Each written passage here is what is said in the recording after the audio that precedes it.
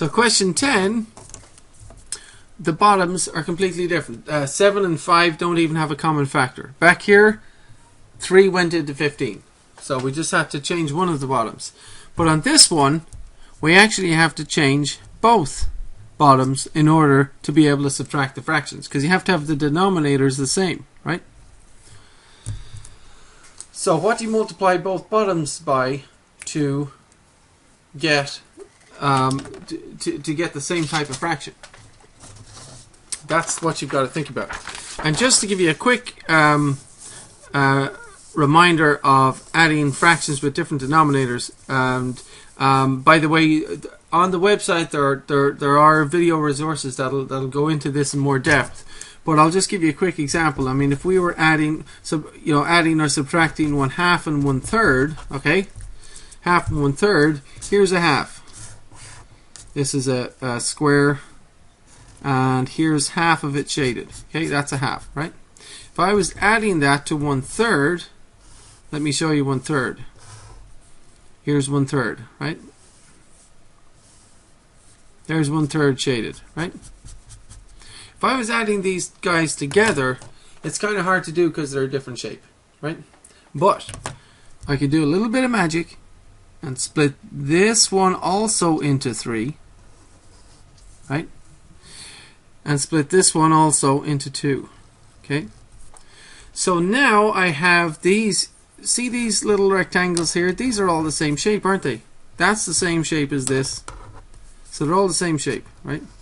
And what I've done, in fact, is I've split both squares into sixths. 1, 2, 3, 4, 5, 6 pieces. And instead of half of it being shaded, you could say you have 1, 2, 3 out of 6 pieces shaded now. 3 out of 6, 3/6, right? So I've converted my half into 3/6.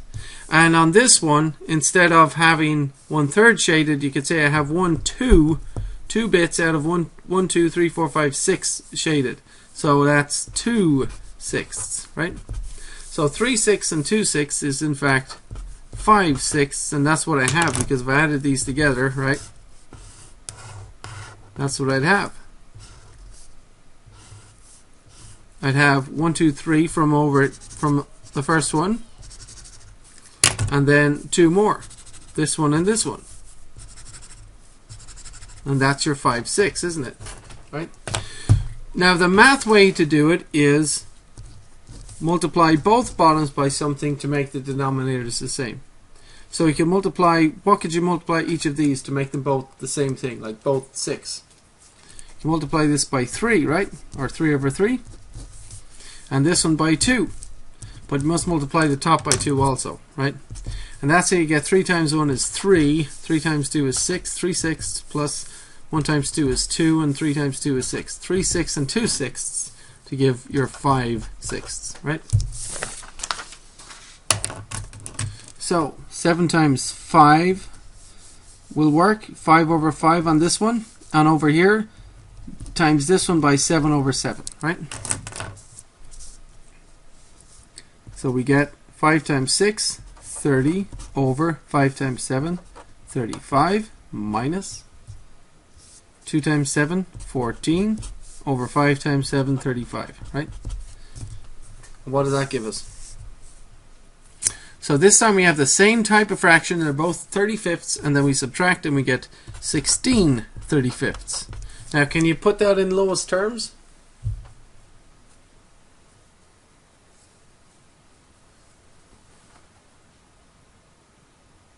No, you can't put that in lowest terms, so that's the final answer. And just for fun, if you did this, 16 is 4 times 4, right? And 35 is 5 times 7.